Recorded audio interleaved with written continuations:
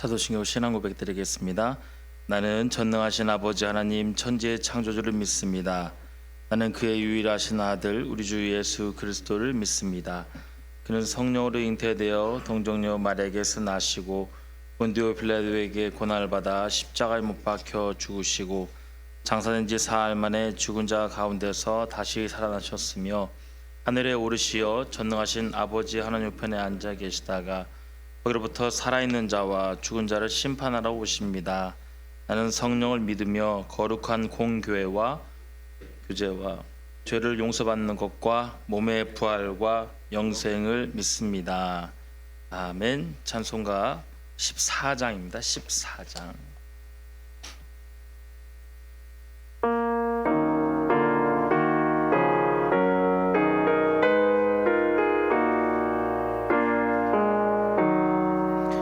주리 하나님 하늘에 계시니 온 천하 만민 주 앞에 찬송하네.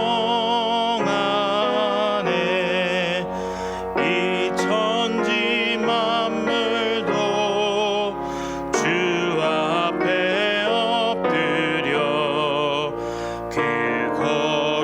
거룩하신 이름을 늘 높이네. 주 언약하신 것 끝까지 지키니 저 하늘나라 향하여 곧 가리라.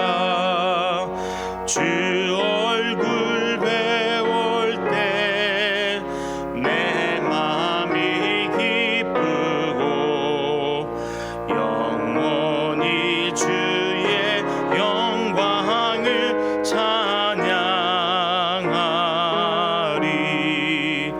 왕의 왕 되신 주 하늘에 계시니 이 세상 죄악 이기신 그 주 예수.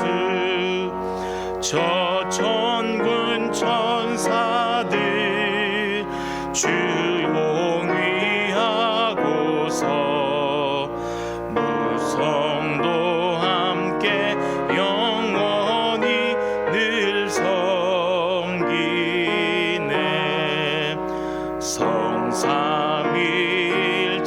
성삼일체께 승리한 무리들 다 기쁜 소리 높여서 감사드려.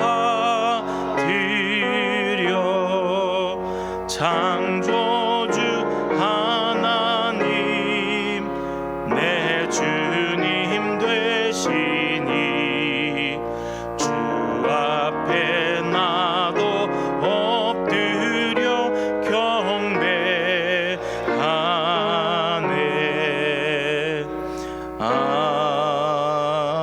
아멘. 하나님의 말씀 사도행전 17장입니다. 사도행전 17장 16절에서 34절까지 말씀. 사도행전 17장 16절에서 34절까지의 말씀 함께 교독으로 보신 후에 마지막은 함께 합독을 읽겠습니다.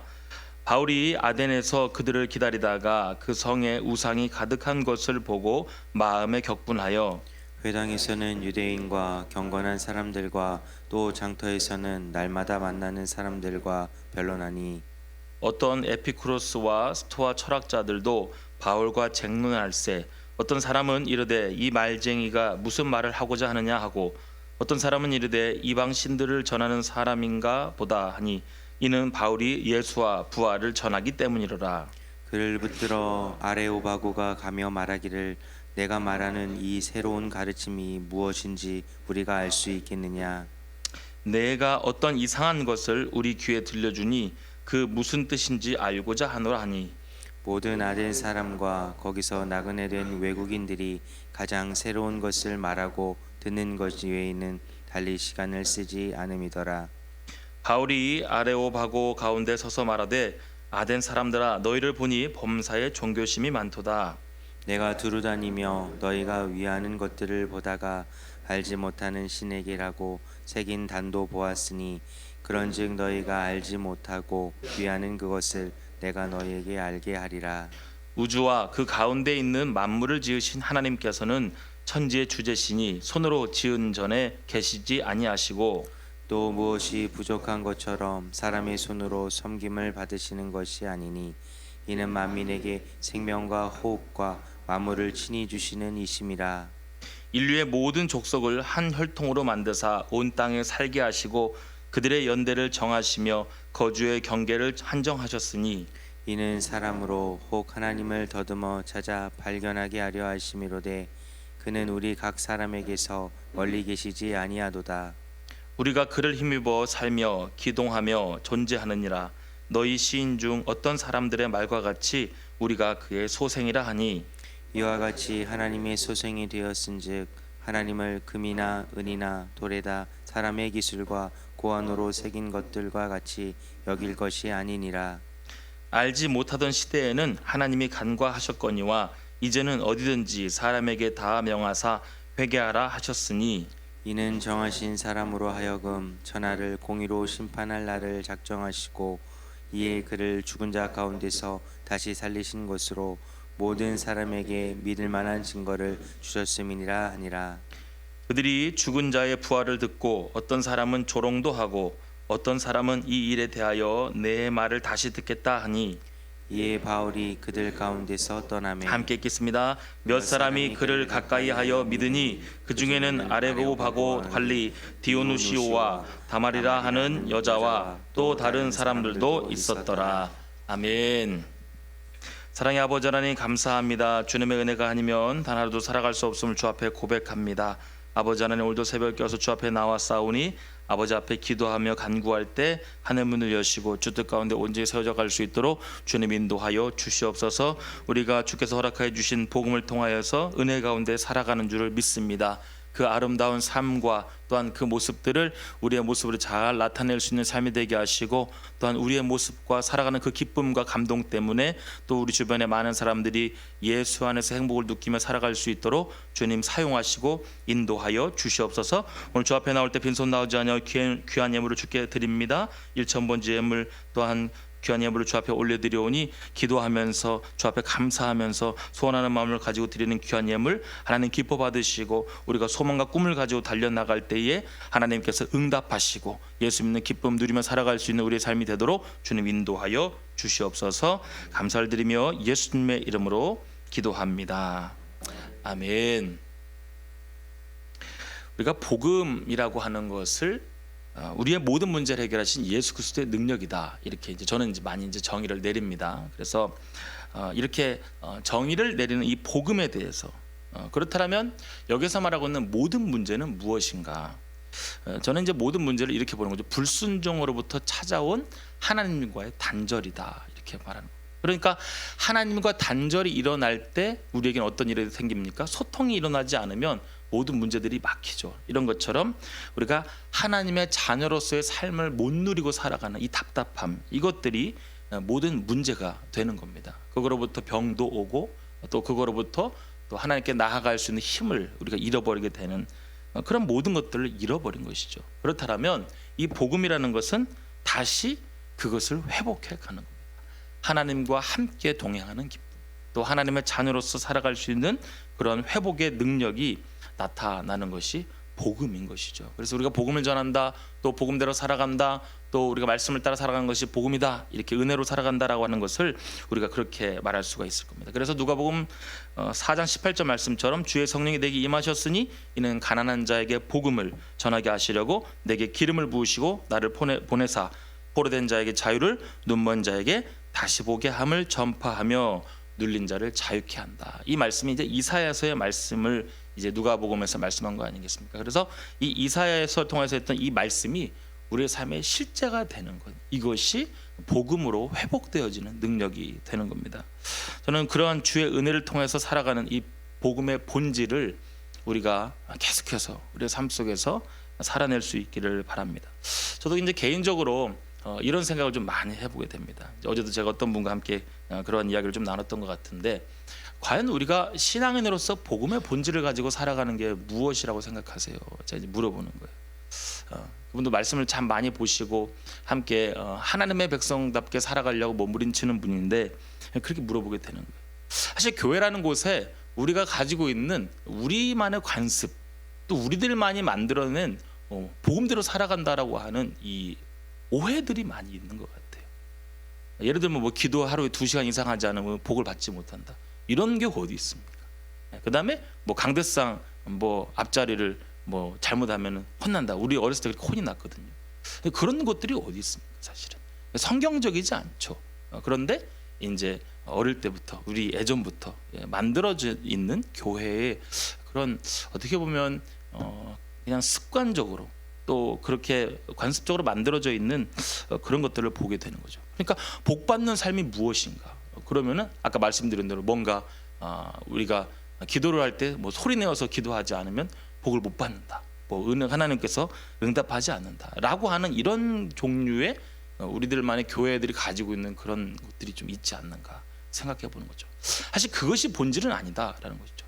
정말 본질은 무엇인가? 그것은 복음이라는 것은 사실 말씀이거든요.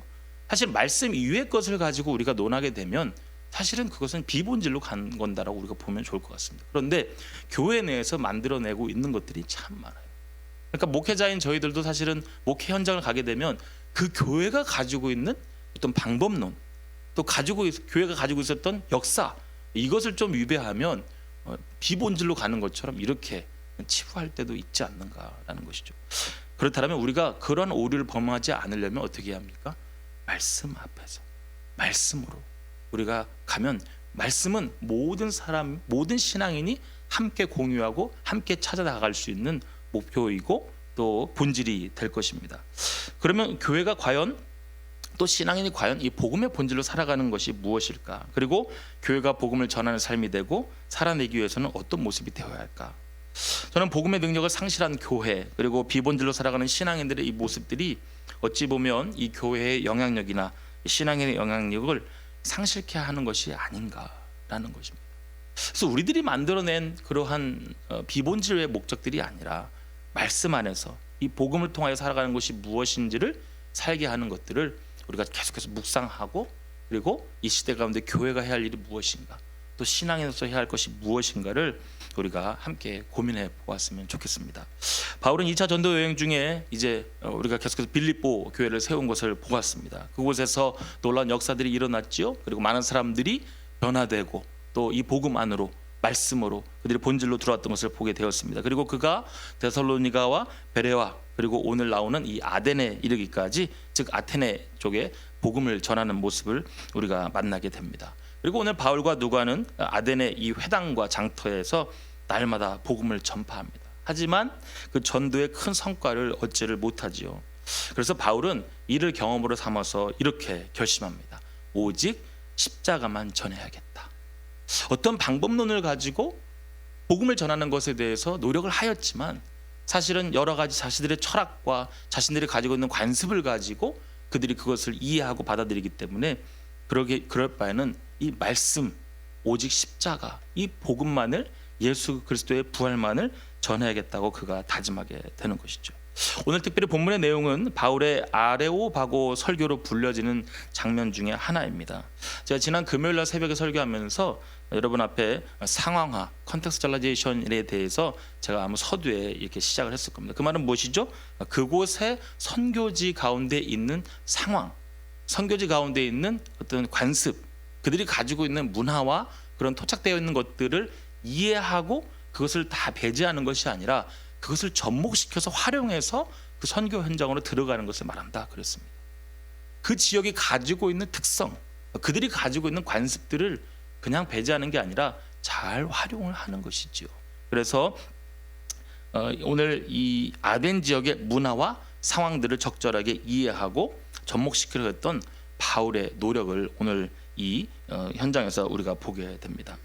어떤 사람들은 이 매우 종교적이고 철학적인 사람들이었습니다. 아무래도 그 지역이 아테네, 이 아덴이라는 지역이 여러분도 알고 있는 것처럼 여러 철학의 시작점이었고, 그리고 그러한 문화적인 상황들을 고려한다면 충분히 이해가 될 것입니다. 그러니까 얼마나 그 학파라고 하는 것은 좀 다르게 표현하면 골수입니다. 그러니까 자기들이 배운 선생님에 대한 그 학문적인 지식들이 아주 그냥 최고가 되는 거죠. 그러니까 내가 배운 거, 우리 선생님을 통해서 배웠던 것, 이런 것들을 고수해 가고 내가 가지고 알고 있는 것이 맞다라고 아주 확실하게 믿는 것이죠. 그러니까 어리버리한 것이 아니라 우리 선생님이 주신 그 교훈에 따라서 우리는 살아간다라는 확실한 자기들의 주관과 철학이 있는 곳이었던 것이죠.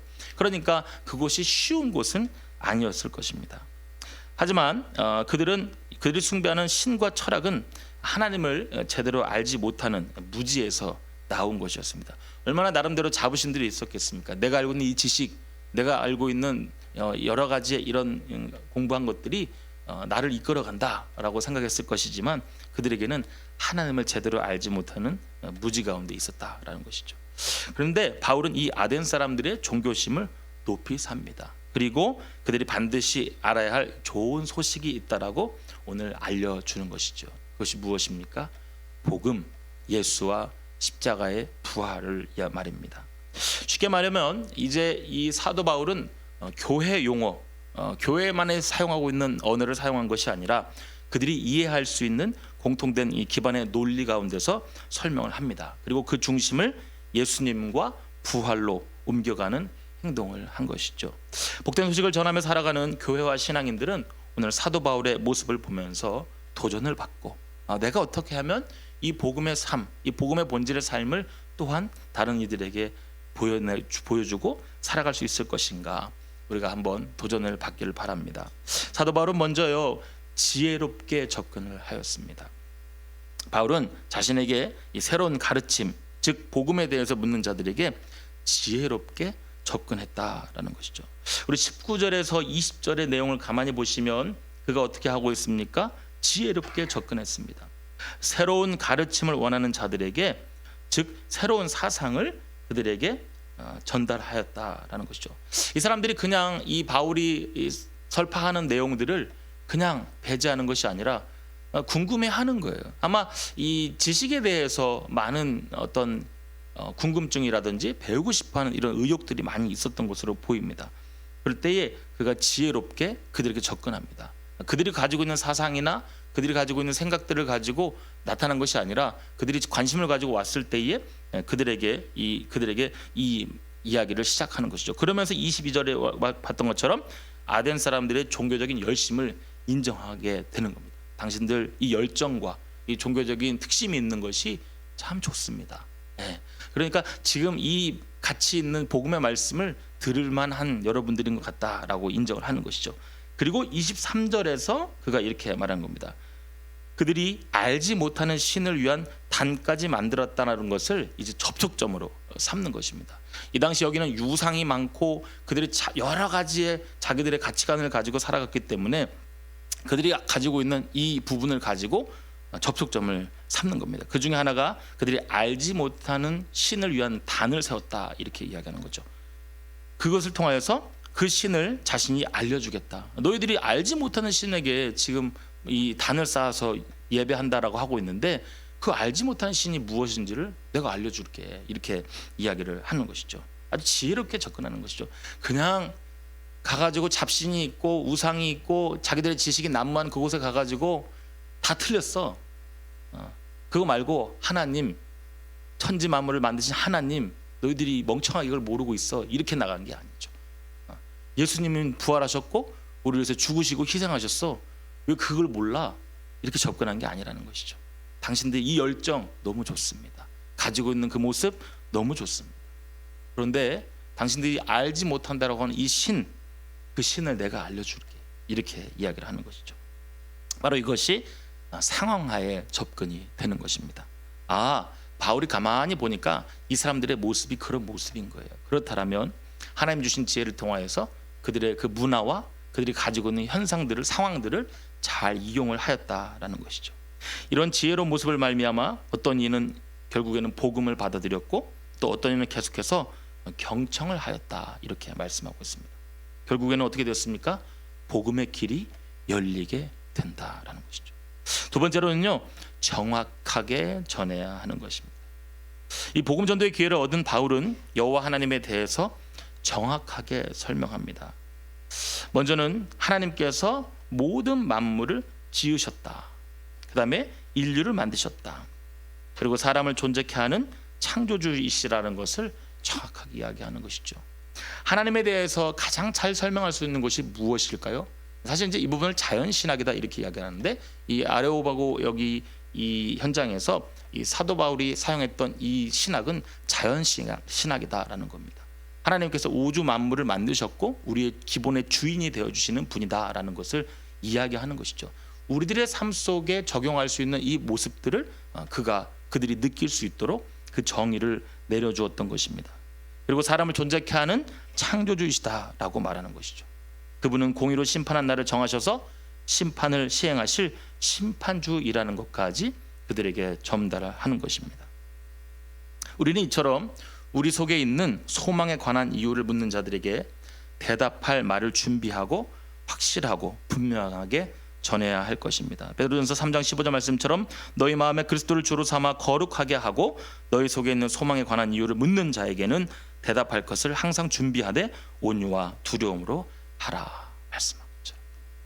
오늘 사도 바울은요, 이렇게 명확하게 확신 있게 내 안에 있는 그 주님을 확실하게 전할 수 있는 준비가 되어 있었다라는 것이죠. 이 땅을 살아가는 우리가 살아갈 소망과 이유가 무엇인지를 그는 확실하게 전할 수 있었다라는 겁니다. 박정 목사가 가끔 설교할 때 여러분 이제 이 루틴을 잘 아실 거예요. 저는 사실은 신앙인으로 살아내는 또 교회 공동체가 살아내야 할 것들에 대해서밖에 설교를 안 해요. 사실 그것만 전 궁금해요. 사실은 우리 고등부 아이들에게도 저는 그게 가장 이렇게 이야기하면 호소를 합니다. 여러분 이 많은 고등학생들 중에 이 공부도 해야 하고 바쁜 이 시간에 이 자리에 와서 여러분 예배하고 있는데, 저는 기왕이면 여러분이 예수 믿는 하나님의 사람으로서 그런 자부심이 있었으면 좋겠고 그거에 대한 확신이 있었으면 좋겠다. 예수님 앞에 고백하고 시인하는 사람들이라면 거기에 대한 좀 이 적용들이 있었으면 좋겠다라는, 엄마 아빠 때문에 어쩔 수 없이 또 상황 때문에 어쩔 수 없이, 아니면 엄마 아빠는 교회는 안 나오지만은 너희들이라도 사회생활 잘해야 한다 그래서 교회를 내보내는 엄마 아빠 때문이라도 여러분 이 자리에 와서 앉아 있는지 모르겠지만 저는 그게 너무 아깝다라는.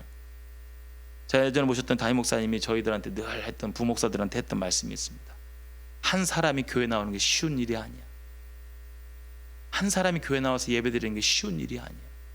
전 최근에도 어떤 집사님이 저한테 호소를 하더라고요. 자기 남편 교회 못 나와서, 예전에는 나왔는데 못 나와서 너무 속상하고 힘들다고.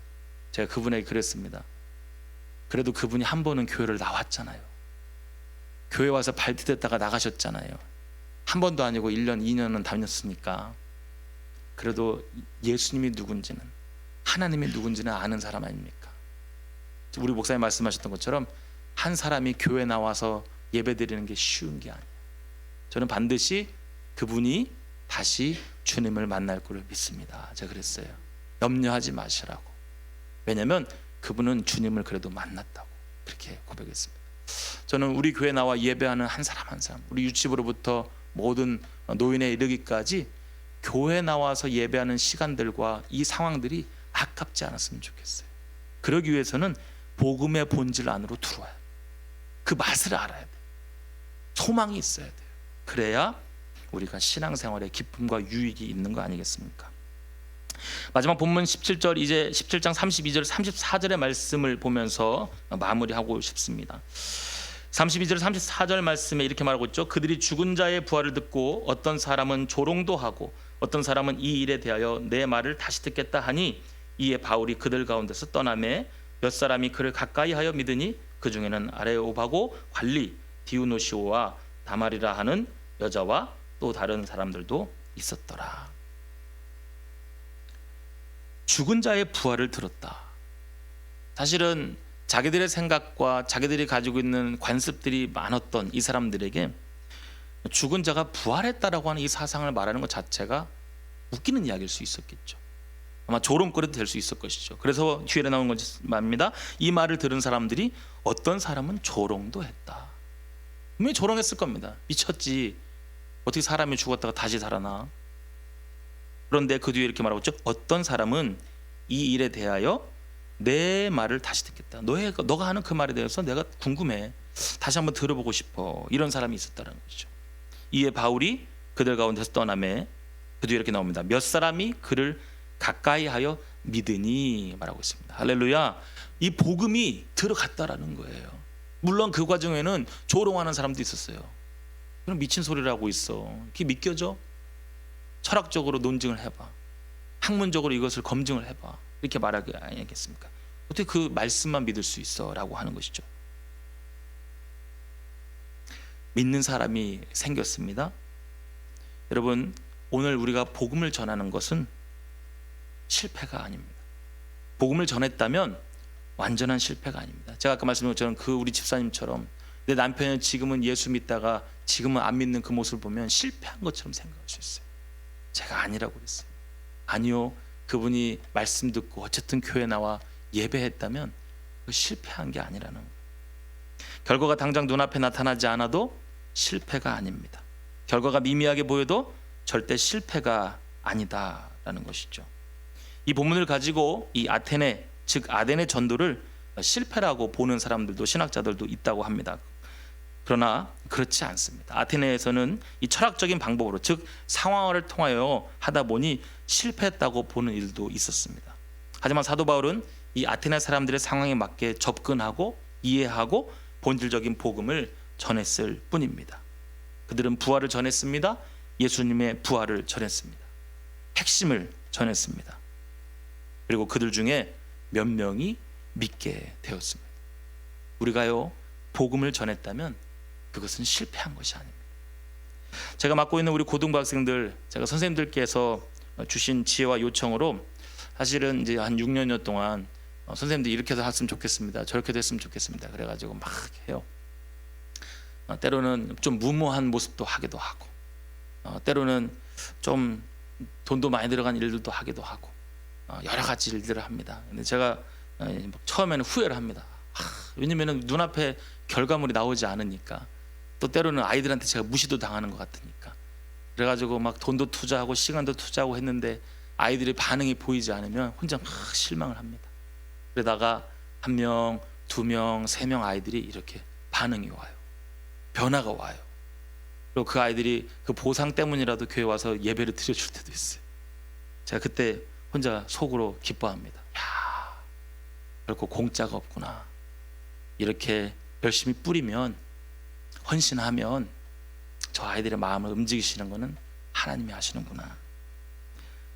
우리 선생님들에게도 말합니다. 목사님 열심히 했는데 아이들이 전화도 씹고, 요즘 말로 카톡 읽고 씹는 걸 일십이라고 그럽니다. 그래서 일십하는 애들도 엄청 많고, 오늘 저녁까지 토요일 날 저녁 얻어먹고 내일 교회 꼭 갈게요 하고는 다음날 아침에 전화도 안 받고 교회 안 나타나는 아이들이 부지기수입니다. 선생님들이 코파치고 힘들어하면서 너무 힘들어하는 거예요. 이 사역 못하겠다 막 그러는 거예요. 그때 제가 선생님들이 이렇게 말합니다. 아이들 사역은 밑빠진 독에 물 붓는 겁니다. 밑빠진 독에 물을 붓으면 그 물이 계속 흘러가고 아무것도 안 남는 것 같아도 결국에는 그 아이들에게 적셔지고 있다라는 거예요. 그러면 그 아이들이요, 지금 당장 고등학교 1학년, 2학년, 3학년 때 결과가 나타나지 않아도 그 언젠가 하나님이 그들의 마음을 만지세요. 그리고 하나님이 그들을 찾게 만드세요. 제가 그거는 여러 상황 가운데 경험한 거.